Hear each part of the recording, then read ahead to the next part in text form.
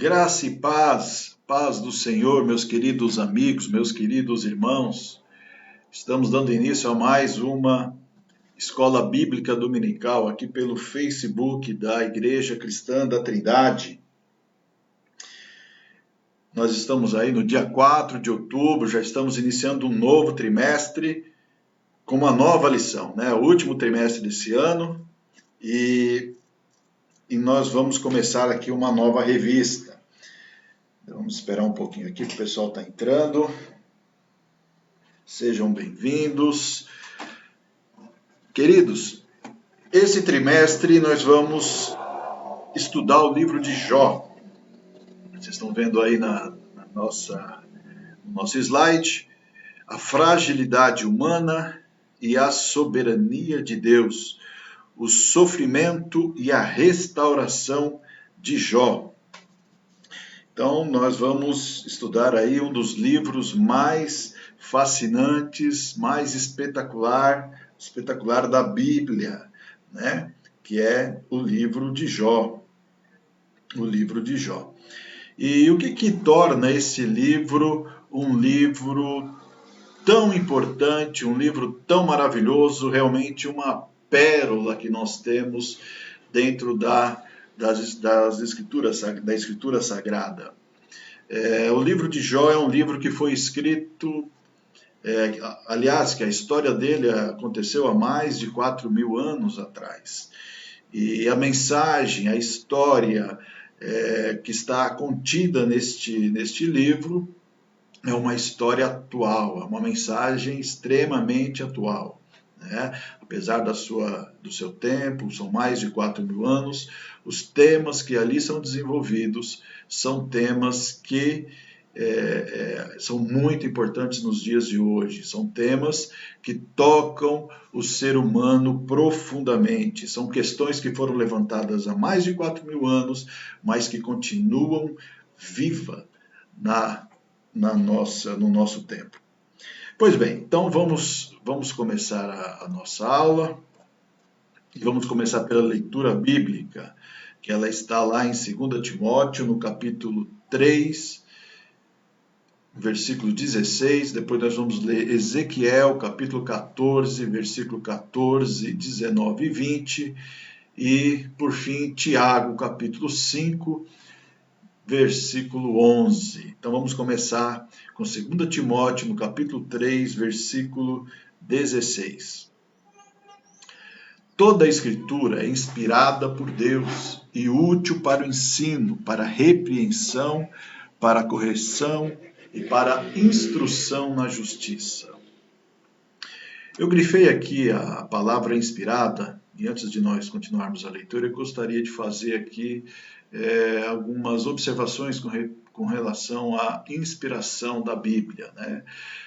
Todos nós sabemos que a Bíblia ela tem uma dupla natureza. A Bíblia ela é um livro divino e, ao mesmo tempo, ela é um livro humano. E nós entendemos que a Bíblia ela é a palavra de Deus. E quando nós falamos que ela é a palavra de Deus, nós estamos também dizendo que ela é inspirada por Deus, que ela é inerrante, que ela é infalível, né? E a inspiração, um dos atributos da Bíblia, quer dizer que Deus inspirou os autores que escreveram o texto sagrado. Né? Aqueles homens, eles foram inspirados pelo Espírito Santo de Deus e com isso eles escreveram aquilo que Deus desejava transmitir, aquilo que Deus desejava que fosse escrito para registro da história, da própria história de Deus e da história da humanidade.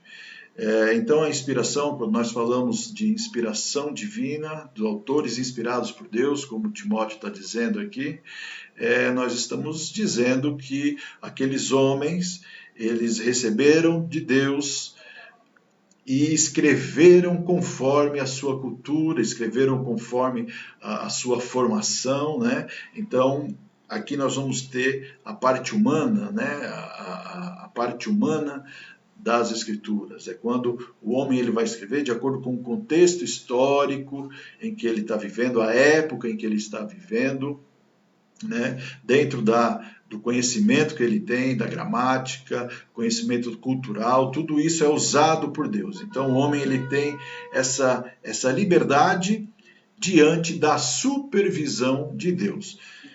Eu quis fazer essa observação com relação à inspiração, porque nós vamos entender um pouco mais nisso quando estivermos ali falando sobre a autoria do livro de Jó. Vamos continuar aqui a nossa leitura, então, em Tiago capítulo 5, versículo 11. Como vocês sabem, nós consideramos felizes aqueles que mostraram perseverança. Vocês ouviram falar sobre a paciência de Jó e viram o fim que o Senhor lhe proporcionou? O Senhor é cheio de compaixão e misericórdia. Ezequiel, capítulo 14, versículo 14, o 19 e o 20. Mesmo que estes 3 homens, Noé, Daniel e Jó, estivessem nela, por sua retidão, eles só poderiam livrar a si mesmos. Palavra do soberano Senhor. Ou, versículo 19, ou se eu enviar uma peste contra aquela terra e despejar sobre ela a minha ira, derramando sangue, exterminando seus homens e seus animais, juro pela minha vida, palavra do soberano Senhor, mesmo que Noé, Daniel e Jó estivessem nela, eles não poderiam livrar seus filhos e suas filhas. Por sua justiça só poderiam livrar a si mesmos. Muito bem. Queridos, a nossa aula de hoje ela é uma aula introdutória, tá? É uma aula em que nós vamos estudar basicamente três pontos, e são todos eles pontos que vão introduzir esse livro, né?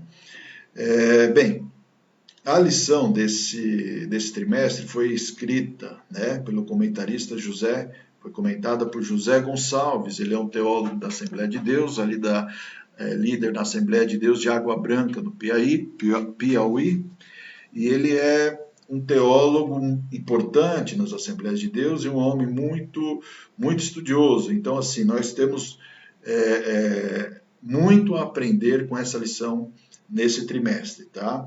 Então, você que está aí nos assistindo, faça um esforço, se for possível, compre a revista, né, para poder acompanhar esse, que vai ser um dos melhores estudos desse ano, com certeza, tá? Temos muita coisa para aprender, muita coisa interessante, e não fica fora não, vamos acompanhar aí desde a primeira aula e se esforçar para assistir todas as aulas. Os professores estão se preparando para fazer o melhor aí para que você possa aprender e que nós possamos aprender juntos a palavra de Deus. Então, como eu estava dizendo, essa é uma aula introdutória. Nós vamos estudar aqui a autoria, local e data do livro de Jó. Depois nós vamos estudar a estrutura literária do livro de Jó. Esse é um ponto muito importante, e ele vai nos dar aqui os caminhos, né, de como fazer uma leitura correta do livro de Jó. Então é importante aí o tópico 2. E no tópico 3 nós vamos falar um pouco a respeito da natureza e mensagem do livro de Jó. O que trata o livro de Jó? Qual é a mensagem? Qual é essa mensagem que foi escrita aí há mais de 3.000 anos atrás e continua tão atual para nós? Amém? Vamos lá então. Autoria, local e data.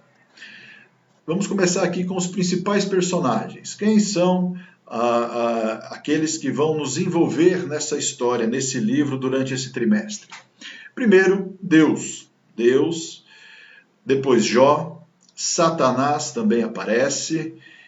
E aqui são 3 amigos, né, que nós vamos nos familiarizar muito com eles durante todo o nosso estudo, são 3 amigos de Jó, que é o Elifaz, o Bildade e o Zofar. São 3 amigos. Depois vai entrar mais uma personagem, que é Eliú, que é um jovem conhecido ali deles também, e também participa dessa história a esposa de Jó. Então a esposa de Jó tem uma participação também importante dentro dessa história. Tudo isso nós vamos ver no decorrer do trimestre. Bem, quem escreveu o livro de Jó? Então aqui já começa uma perguntinha para nós começarmos a refletir. Quem escreveu o livro de Jó? E aqui nós temos já as primeiras controvérsias, já existem grandes debates, né? Muitas opiniões teológicas a respeito dessa questão. E aqui eu coloquei uma pergunta. Quem escreveu foi o único autor ou vários autores? Então esse é um dos principais debates nesse ponto. A crítica literária, ela diz o seguinte, que são vários autores que escreveram o livro de Jó. São vários autores. Então assim, primeiro, quais são as evidências que eles tentam nos apresentar para justificar o entendimento deles? Diversidade do estilo literário. Nós vamos ver que no livro de Jó, ele inicia com uma narrativa, com uma prosa, depois ele vai ter bastante capítulos, né, no estilo de poesia, e depois ele volta à narrativa.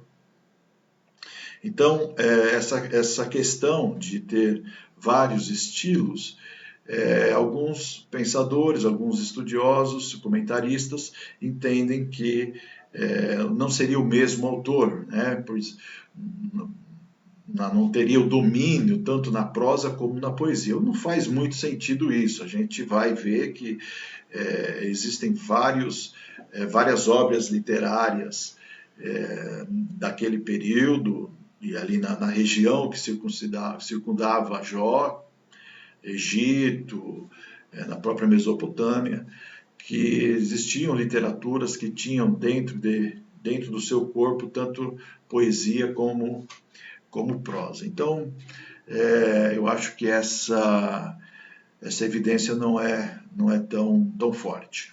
Uma outra evidência que eles trazem é que dentro do livro de Jó temos o capítulo 28, que ele discursa sobre a sabedoria, ele fala sobre a sabedoria, e não existe, a princípio, né, na verdade, a princípio não existiria uma relação entre o tema debatido no capítulo 28 e o restante do livro. Então eles dizem que por esse fato é um outro autor que escreveu o capítulo 28. O que também não vai fazer muito sentido nisso aí, né? Uma outra justificativa deles aqui é que Eliú não é mencionado no epílogo.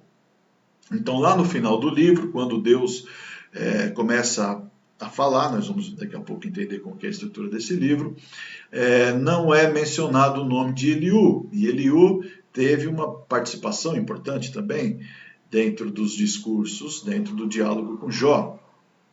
Então, o entendimento deles é que o epílogo foi finalizado e Eliú é posterior, ou seja, eles introduziram o discurso de Eliú posterior ao final do livro, né? O que também não é muito aceitável, tá? Pelo fato de no epílogo não mencionar Eliú, não quer dizer que ele não tenha participado da história desde o começo. Eu acho que isso aí, essa tese do silêncio não faz muito sentido também, tá? Bem, e qual que é o entendimento tradicional? O entendimento tradicional é que uma única pessoa, um único autor, inspirado por Deus, escreveu o livro de Jó. O que nós não conseguimos, na verdade, fechar e bater o martelo é quem escreveu o livro de Jó, tá? Provavelmente não tenha sido Jó, tá? Nós vamos perceber na leitura que é uma leitura mais impessoal, é um observador que está realmente ali olhando todos os acontecimentos. Então, assim, os comentaristas, os estudiosos não têm entendido que Jó fosse o escritor. Outros dizem que foi Moisés, mas também a Bíblia não fala nada, né? Outros falam que pode ter sido o próprio Eliú, o autor do livro. Mas a Bíblia não fala nada. Então, assim, são tudo conjecturas, é tudo subjetivo, não temos como atestar, né? Não temos evidências. A própria Bíblia ela silencia com relação a isso, então não temos como dizer exatamente quem escreveu o livro de Jó. Mas isso não quer dizer que o livro não seja inspirado. Aquela pessoa que escreveu, com certeza ela foi inspirada por Deus ao escrever este livro. Pois bem, vamos lá para o próximo. Uma outra questão muito debatida entre os comentaristas, entre os teólogos. Trata-se de uma história verdadeira ou uma ficção religiosa, uma ficção filosófico-religiosa? E aqui também nós vamos ter duas correntes de entendimento, dois grupos debatendo sobre isso. A crítica literária, né, a mesma que diz que tem vários autores, ela também diz que que a história de Jó trata-se, na verdade, de uma parábola. Ou seja, todas as personagens que nós citamos aí, o Elifaz, o Bildade, o Zofar, o Eliú, né, tudo isso não são pessoas, né, criadas a partir de uma inspiração filosófica, né? Então, o que a crítica literária entende? Ela acha que aquilo ali foi escrito bem posterior, daqui a pouco a gente vai ver, ela não é uma história tão antiga assim, e quem escreveu, na verdade, estava interessado simplesmente em transmitir princípios, em transmitir a mensagem, e não preocupada em relatar fatos ou que tenha ocorrido, né? Ou registrar fatos históricos.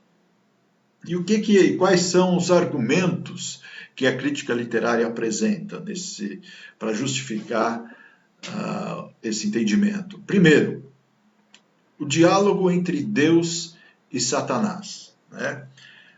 Eles dizem o seguinte: quem estava ali presenciando o diálogo? Essa é a justificativa deles, né? Nenhum ser humano teve acesso aos bastidores da vida de Jó. O primeiro capítulo inicia um encontro entre Deus e o diabo, e eles vão falar a respeito do servo Jó. Então é o primeiro argumento que eles trazem. Outro argumento, que Jó morreu com mais de 140 anos, que não existe a possibilidade de um ser humano ter vivido tudo isso. Principalmente para um livro que eles acreditam que não foi escrito há tanto tempo atrás. Então, seria mais uma justificativa. Um outro argumento, o autor faz menção às Escrituras. Então, o autor do livro de Jó, por exemplo, aqui eu trouxe alguns versículos para que depois para que vocês possam checar, infelizmente nós não vamos ter tempo para isso. Por exemplo, lá em Jó, no capítulo 7, versículo 17, ele vai citar a mesma ideia que é desenvolvida pelo salmista, lá no Salmos 8, versículo 4. Então, como é que ele está fazendo menção às escrituras hebraicas, né? Jó, o autor do livro de Jó, está fazendo menção às escrituras hebraicas, sendo que ela nem havia ainda sido escrita. Então, Salmo 8, versículo 4. O mesmo acontece com Jó, no capítulo 12, do versículo 20 a 24. Em Salmos 107, versículo, que é igual ao Salmo 107, versículo 40. Né? Então, assim, eles trazem essa questão. Como é que pode um livro fazer uma menção a um outro que foi escrito posteriormente? Então, na verdade, eles falam que isso demonstra que realmente trata-se de uma parábola escrita posteriormente, né? E o que o entendimento tradicional entende? Aquilo que nós também entendemos, que na verdade a história de Jó é um fato histórico. Ela está registrando acontecimentos históricos. E aqui nós trazemos como evidências, né, como argumentos, e eu acho que são argumentos irrefutáveis, que a própria Bíblia, ela atesta que Jó existiu como um personagem histórico, como pessoa histórica. Vamos lá, Ezequiel 14, versículo 4. Deixa eu voltar aqui os slides que a gente já leu aqui, ó. 14, versículo 4. É Deus falando, o próprio Deus falando através do seu profeta. Versículo 14. Mesmo que estes 3 homens, Noé, Daniel e Jó, estivessem nela por sua retidão, eles só poderiam livrar de si mesmos. Palavra do soberano Senhor. Ou seja, Deus coloca Jó junto com Noé e Daniel. E ninguém tem dúvida da existência, da história de Noé e Daniel. Né? Então, Noé, Daniel e Jó são pessoas históricas. Tiago, aqui ó, Tiago capítulo 5, versículo 11. Como vocês sabem, nós consideramos, aqui o Tiago falando, consideramos felizes aqueles que mostraram perseverança. Vocês ouviram falar sobre a paciência de Jó e viram o fim que o Senhor lhe proporcionou? Então, meu querido amigo, Tiago não estaria se referindo a uma pessoa inventada, né? A alguém que não tivesse sido existido. Isso seria até desonesto da parte de Tiago, ao ele exortar o seu leitor, né? Exortar ali a igreja na qual ele estava escrevendo a sua carta, e falar, ó, vocês ouviram falar sobre a paciência de Jó, uma pessoa que não existiu? Né? Ou seja, ele está trazendo para os seus leitores, Tiago está trazendo para os seus leitores, uma pessoa de carne e osso, que realmente existiu e que teve paciência, que foi exemplo.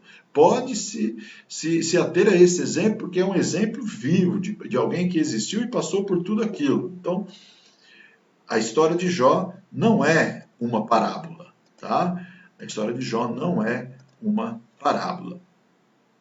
Mas, professor, eu achei assim, faz um certo sentido esses argumentos da crítica literária. Por exemplo, o que estava lá para ouvir Deus, para ter assistido aquela conversa entre Deus e o diabo, né? E essa questão do autor fazer menção às escrituras, sendo que se você está falando que a história é antiga, que essa história ocorreu há mais de 4.000 anos e as escrituras são mais recentes, como é que a gente resolve isso?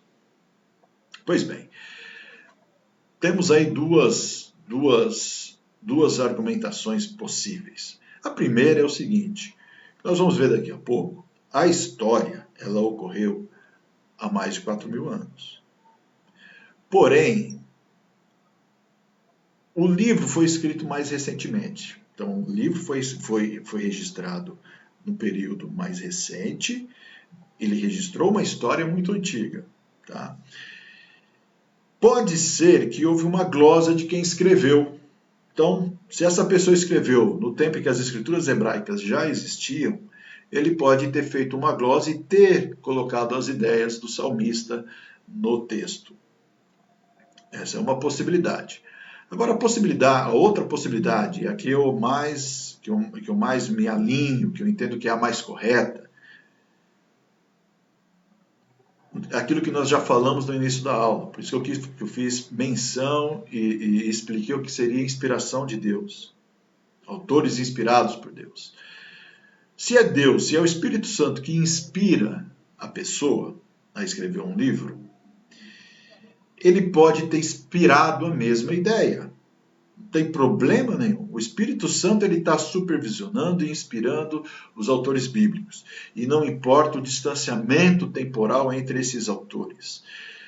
O Espírito Santo inspirou o autor lá no livro de Jó, com aquela ideia que ele repetiu posteriormente lá no autor de Salmos. Não tem problema nenhum. O Deus que tá inspirando, né, o Espírito Santo, que está supervisionando toda a escritura, ele poderia muito bem ter inspirado ambos autores diferentes, com a mesma ideia. Não vejo problema com isso também. Ok? Vamos lá. A terra de Jó A terra de Jó. A Bíblia nos diz que Jó era da terra de Uz, está lá em Jó capítulo 1, versículo 1. Ele já inicia dizendo que o homem na terra de Uz.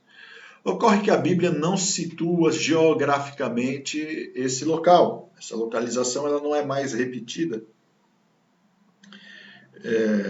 Dentro do livro de Jó ela não tem uma localização exata.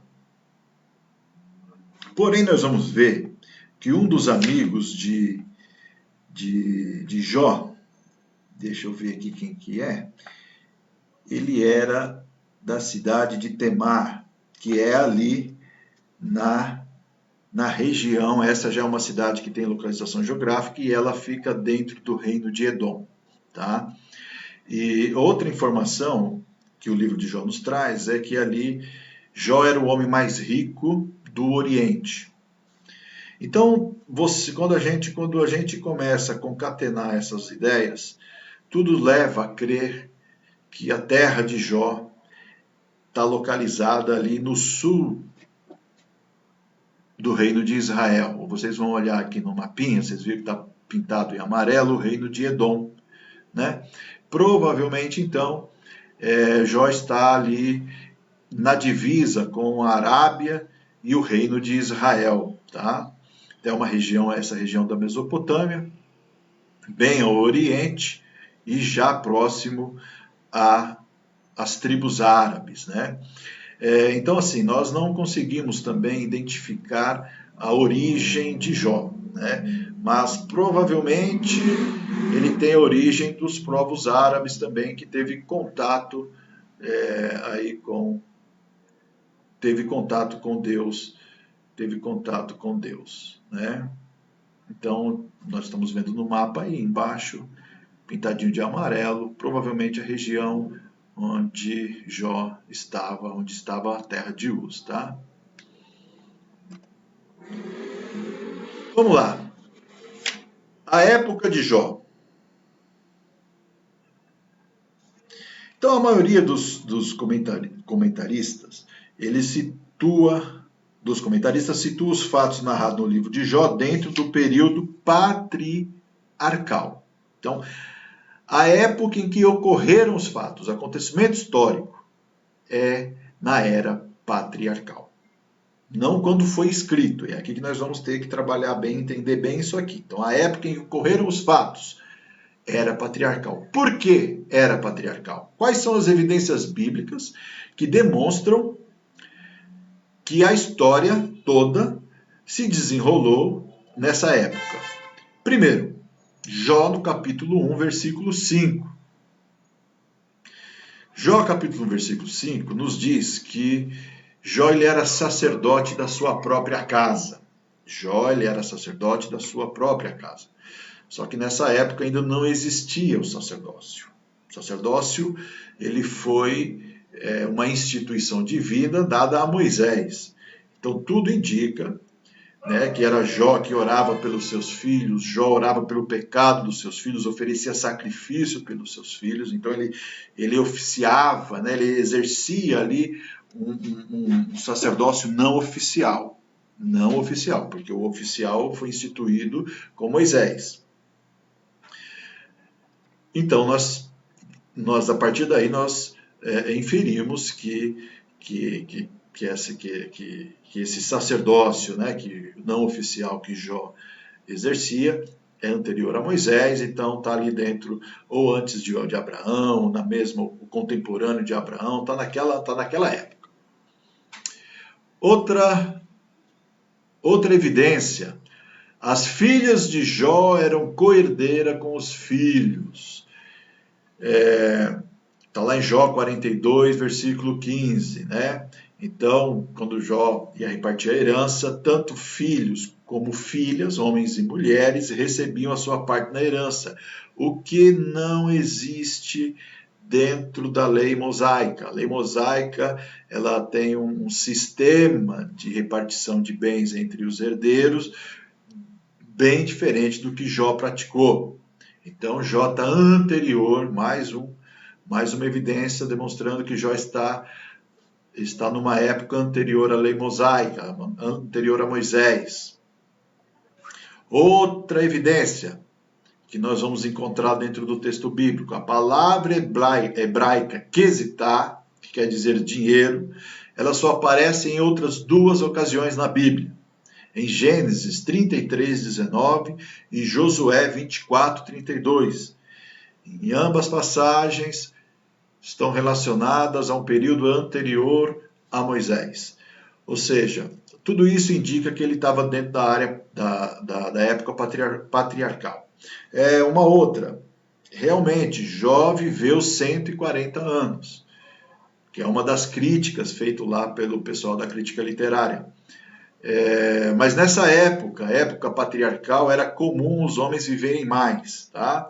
Então, anterior a Abraão, nós vamos ver lá que tem homens vivendo até 700 anos. E isso foi diminuindo gradativamente. Provavelmente Jó passou por esse período de 100, 50, 200 anos, sem problema nenhum. Isso é mais uma evidência, mais um indicativo forte de que a história de Jó ocorreu na era patriarcal. Época em que o livro foi escrito. Aqui, então, nós separamos a época em que ocorreram os fatos e a época em que o livro foi escrito. Aqui a gente também não consegue fechar. Tá? O que os comentaristas, os teólogos, eles chegaram a um consenso, a uma unanimidade, é de que o livro foi escrito mais recentemente. Mas nós não temos aí exatamente quando. Mas temos aí nós temos várias teses. A primeira dela foi escrita na mesma época que os fatos ocorreram. Então muitos entendem que realmente quem escreveu esse livro foi Eliú. Né? Se foi Eliú, ele está ali logo depois dos acontecimentos. Então, na mesma época dos fatos. Segunda tese, durante o reinado de Salomão. Por que durante o reinado de Salomão? Porque alguns comentaristas entendem que alguns temas tratados, por ser um livro sapiencial, falar da sabedoria, do capítulo 28, né? Que também lá dentro do livro de Salmos, não me lembro bem agora, acho que é capítulo 8 de Salmos, também fala sobre a sabedoria. Então, assim, eles falam que é uma época em que se trata muito desse tema de sabedoria. Então, provavelmente foi na mesma época de Salomão. Uma tese, nós não podemos fechar, isso é tudo subjetivo. Outro, no período de Jeremias, no final do século 7 a.C. Por que alguns autores entendem que é no período de Jeremias? Porque nós temos as Lamentações de Jeremias muito próximo do mesmo tema que daquele tema do tratado ali no livro de Jó, né, nas Lamentações de Jó. E então era o autor, né, ele se aproveitou desse momento em que o povo de Israel estava passando por uma dificuldade muito grande e trouxe essa história, que já era uma história que estava dentro da tradição oral, e resolveu escrever o livro justamente para que os descendentes do povo de Israel tivessem acesso a esse período ali pré-exílico, né? O período em que o povo estava sofrendo as invasões babilônicas. Então ele coloca mais ou menos ali dentro daquele período. Outra tese que é no próprio exílio da Babilônia, né? Então um autor, esse é mais ou menos ali a mesma ideia, né? O mesmo entendimento do que no período de Jeremias, né? O povo está sofrendo muito, então essa tradição oral que vinha acompanhando o povo, o autor naquele momento resolveu registrar. Não há como nós fecharmos isso, tá? Tem outros, que agora me lembrei, tem outros que dizem que foi Moisés que escreveu essa história. Mas não, a Bíblia ela silencia a respeito disso, não tem como nós fecharmos a data da autoria, a data em que foi escrito o livro de Jó. tá? Pois bem, estrutura literária do livro de Jó. Isso aqui é um ponto muito importante, prestem bastante atenção nesse tópico, porque é a partir dele que nós vamos começar a colher informações que nos ajudarão a interpretar o livro de Jó. Tá? Então é muito importante isso aqui, prestem bem atenção, nós vamos usar isso muito nas próximas aulas. Tá? Isso aqui vai ser um tema recorrente nas próximas aulas, então é importante nós nos atermos a ele. Vamos lá. Estilo literário. O livro de Jó, ele tem dois marcantes estilos literários, que saltam aos olhos de quem lê esse livro. Primeiro, prosa, narrativa histórica. Uma narrativa, contando uma história. Nós vamos ver isso no início do livro, nos 3 primeiros capítulos, e no último capítulo. Então ali, o início e o fim estão e foram escritos no estilo de prosa, de narrativa. E entre esses dois, entre o início e o fim, que é uma prosa, nós temos uma poesia, e poesia no sentido sapiencial, ou sapiencial. Uma poesia, ele é uma grande poesia, que é a parte central do livro de Jó. E como nós sabemos, a poesia, toda a poesia, principalmente a poesia hebraica, ela contém muitas figuras de linguagem. Ela é rica em figura de linguagem. Então nós vamos encontrar muitas metáforas, muitas hipérboles, muitos paralelismos, quiasmos, símiles. Então todas essas figuras de linguagem estão dentro do livro de Jó, nessa parte central que é a parte poética do livro. Professor, e o que isso quer dizer? Isso quer dizer que torna-se difícil, isso torna-se difícil a interpretação do texto, quando nós não conhecemos essas figuras de linguagem. Tá? Ela torna, ao mesmo tempo que torna o texto maravilhoso, rico, valoroso, torna-se difícil a sua interpretação. Por isso nós precisamos conhecer um pouco dessas figuras de linguagem e precisamos estar atento às figuras de linguagem para poder fazer uma correta interpretação. Uma outra coisa aqui no último item que eu coloquei aqui, a poesia hebraica ela trabalha com conceitos e ideias. Então assim, muitas vezes nós olhamos para uma poesia, de acordo com aquilo que nós aprendemos na escola, por exemplo. Nós vamos buscar lá rima, simetria, versos, estrofes, e não é assim que a poesia hebraica ela é construída. Ela trabalha muito com conceitos e ideias, muitos conceitos filosóficos, ideias filosóficas, ideias religiosas, e ele vai trabalhando com isso. Isso também nos dificulta um pouco o entendimento. Tá? A gente não vai encontrar rima, estrofe, nada disso dentro do livro de Jó. Ele vai trabalhando muito com conceitos e ideias. E aqui eu quero trazer para vocês um exemplo de figuras de linguagem. Nós falamos aí o que é uma metáfora, hipérbole, paralelismo. Eu trouxe aqui 2 exemplos para que você já comece a se familiarizar com esse tipo de linguagem, com esse estilo literário. O que é uma hipérbole? Então a hipérbole é quando a gente realça, a gente dá ênfase a uma ideia. A gente exagera, quando o autor ele quer chamar atenção por uma ideia, por um conceito, ele exagera alguma coisa. Então, por exemplo, Jó capítulo 37, versículo 11. O exemplo é a melhor coisa para nós entendermos isso. Olha só o que diz lá. Ele diante disso,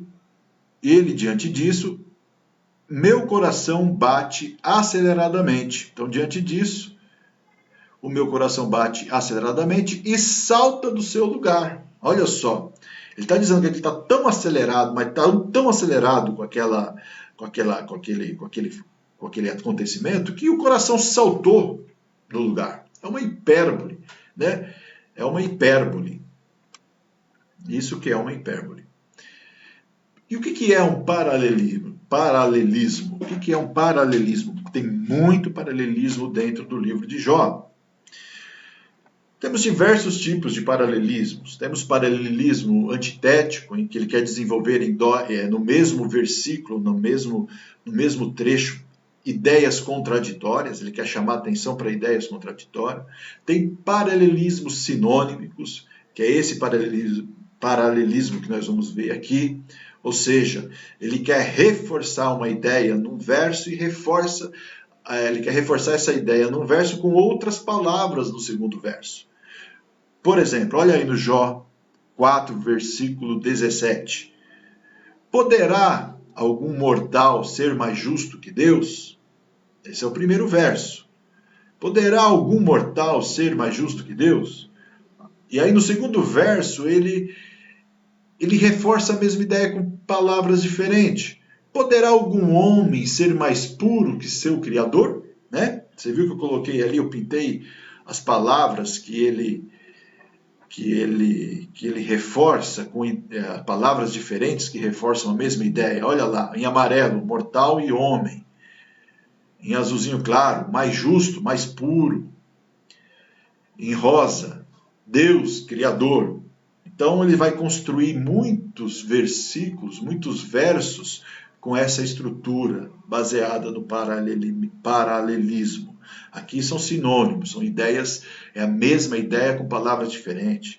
Mas ele vai usar palavras diferentes para reforçar, ou palavras iguais para reforçar ideias diferentes, seria o paralelismo antitético, e por aí vai. Então é importante a gente já se familiarizar com essas figuras de linguagem dentro do livro de Jó. Dá uma olhadinha nesse quadro aqui, que ele vai trazer toda a estrutura literária do livro. E preste atenção, porque isso aqui é muito importante na leitura do livro de Jó. Então ele começa lá, o item 1 aqui, que nós colocamos, o prólogo. E ali, no prólogo, que é a prosa, que é a narração da história que a gente acabou de ver, ele vai desenvolver o início do drama de Jó, a crise, né? O que desencadeou o drama de Jó? Está nos capítulos 1 e 2. Capítulo 1 e 2, nós vamos ter ali uma apresentação, então nós temos ali os bastidores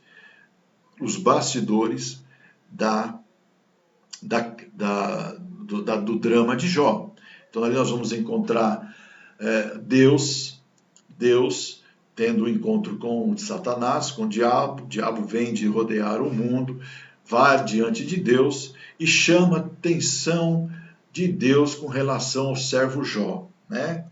Ele vai falar ali, o Jó, ele te serve porque você o abençoa, porque você dá tudo que ele precisa, você atende a todas as necessidades dele, e é por causa disso que ele te serve. Então o Satanás lança essa questão diante de Deus. Então, nós vamos ver que o prólogo se parece muito como uma aposta, porque Deus vai redarguir a Satanás, responder a Satanás, dizendo o seguinte: não, se você tirar tudo que ele tem, ele ainda continuará sendo meu servo. Então nós vamos encontrar isso ali no prólogo. Depois nós vamos ter a parte dos diálogos de debate. Então, a partir do capítulo 4 até o capítulo 27, são diálogos de debates entre Jó e seus amigos. Então, Elifaz, Bildade e Zofar, eles vão apresentar, eles vão tentar entender o que está acontecendo com a vida de Jó. Jó, ele passa, o diabo vai, tira tudo que Jó tem, acaba com todos os bens de Jó, tira os filhos de Jó, e Jó se encontra numa situação de penúria, ele adoece, ele passa por toda essa desgraça. E os amigos de Jó vão até Jó para tentar entender o sofrimento de Jó. Então nós vamos ter ali a busca da resposta humanista para o problema do sofrimento. é a teologia de cada um. Olha, isso aqui é muito importante nós entendermos. Quando ele faz, Bildad e Zofar falam, e a Bíblia sempre introduz a fala de cada um deles. Ela sempre menciona, ele faz que está falando, é Bildad que está falando, é Zofar que está falando, é Jó que está respondendo. Por que a Bíblia faz isso? E por que isso é muito importante? E por que é importante nós entendermos esses capítulos? Porque aqui nós estamos, ali está se desenvolvendo a teologia de Elifaz. O que ele faz, o que Bildad, o que Zofar pensam a respeito do sofrimento. Então esses homens eles vão trazer o entendimento deles, o entendimento humano a respeito do sofrimento, de acordo com o contexto de cada um, de acordo com o conhecimento filosófico, sociológico, religioso que cada um tem a respeito do tema, a respeito do sofrimento. Então o que isso quer dizer? Que aquela teologia talvez não seja a teologia correta a respeito do sofrimento. Talvez não seja a resposta que Jó está esperando, a resposta que Deus quer dar a Jó. Nós precisamos, e muitas vezes, queridos amigos, quando a gente se depara com o sofrimento de alguém, a gente leva uma resposta para essa pessoa, às vezes nós estamos levando a resposta de Zofar, que não é a resposta correta. Às vezes nós estamos levando a resposta de Bildad, que não é a resposta correta. Nós estamos levando a resposta de Eliú, e essa não é a resposta de Deus. Esse não é o entendimento correto a respeito do sofrimento humano. É o entendimento particular desses homens. É a teologia de cada um.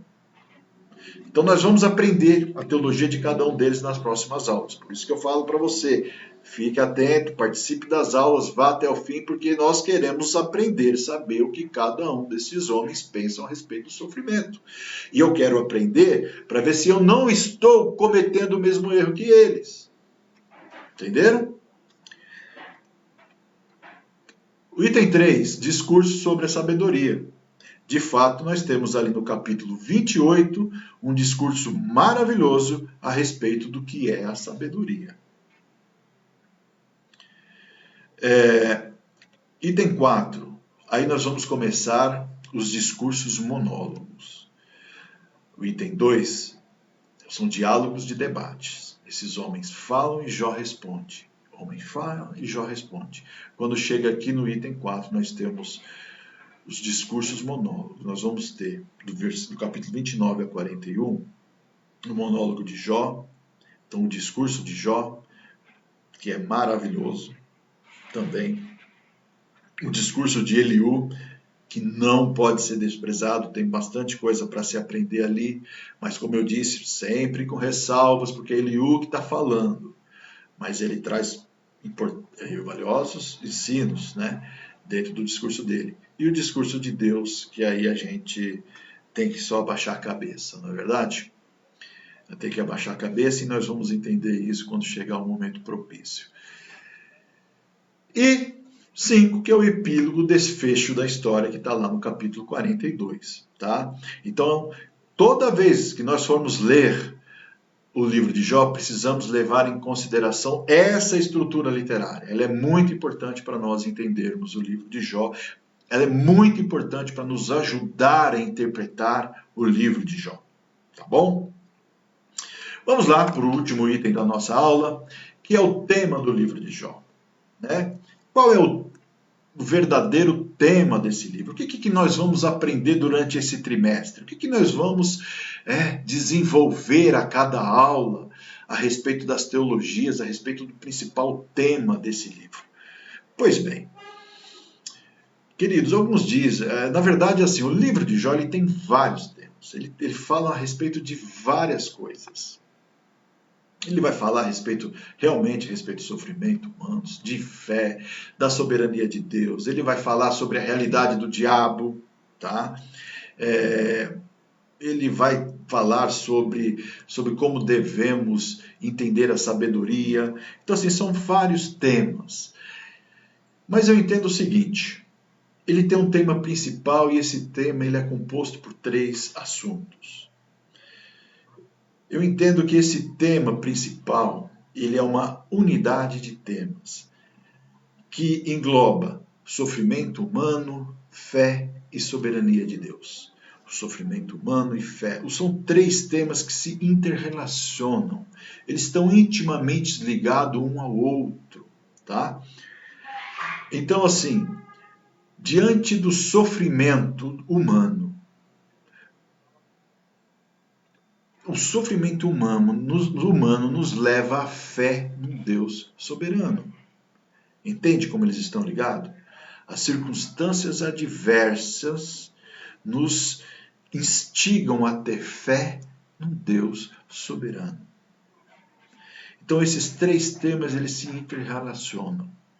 E eles nos levam a questionar por que os justos sofrem. O livro de Jó vai tentar trabalhar o sofrimento do ponto de vista humano, quando se busca uma justiça para o sofrimento. Né? Por que os justos sofrem? Essa é uma pergunta que tanto a teologia como a filosofia se debateu ao longo de séculos. Né?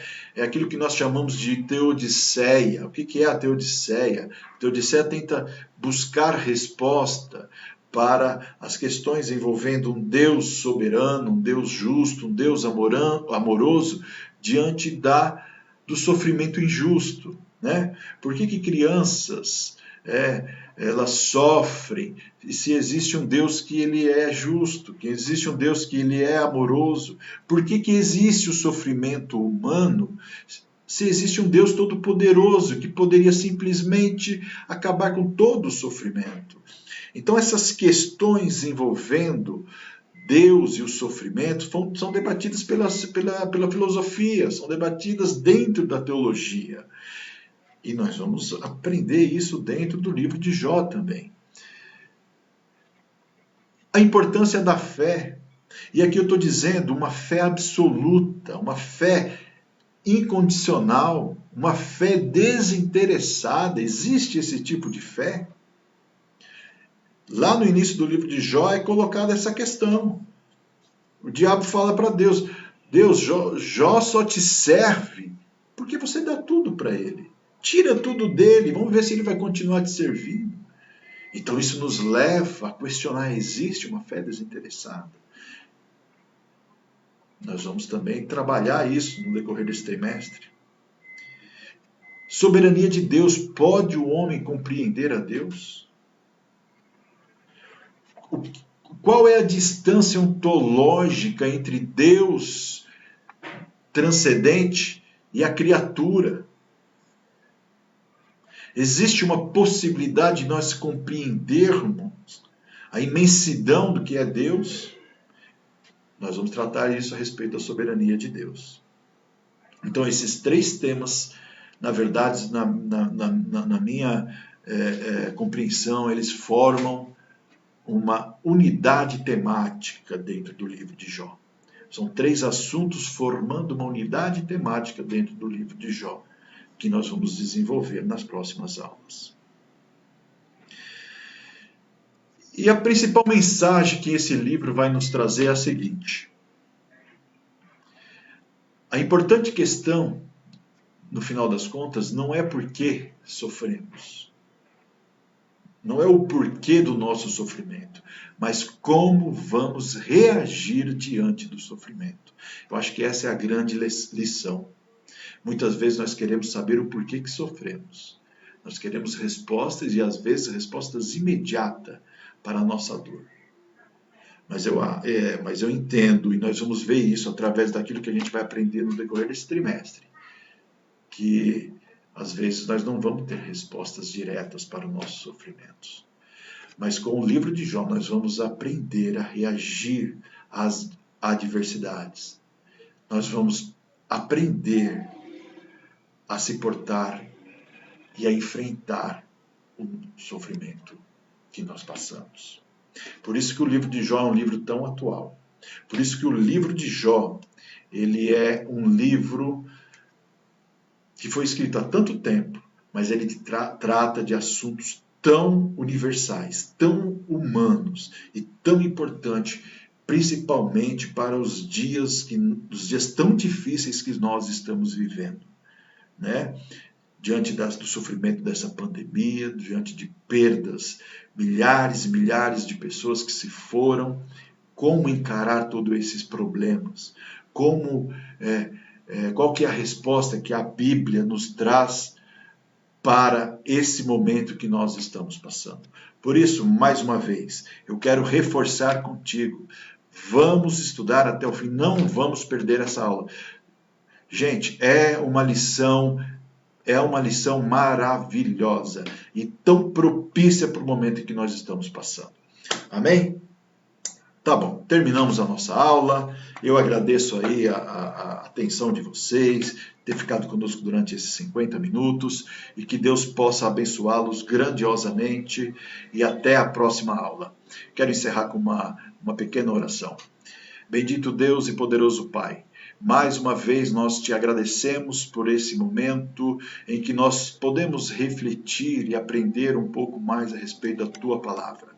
Senhor Deus de poder, abençoa todo aquele que está me ouvindo, todo aquele que está me assistindo aí pelo Facebook, que tuas mãos alcancem, Senhor, as suas misericórdias, o seu amor sejam poderosamente derramados no coração de cada um. Em nome de Jesus. Amém.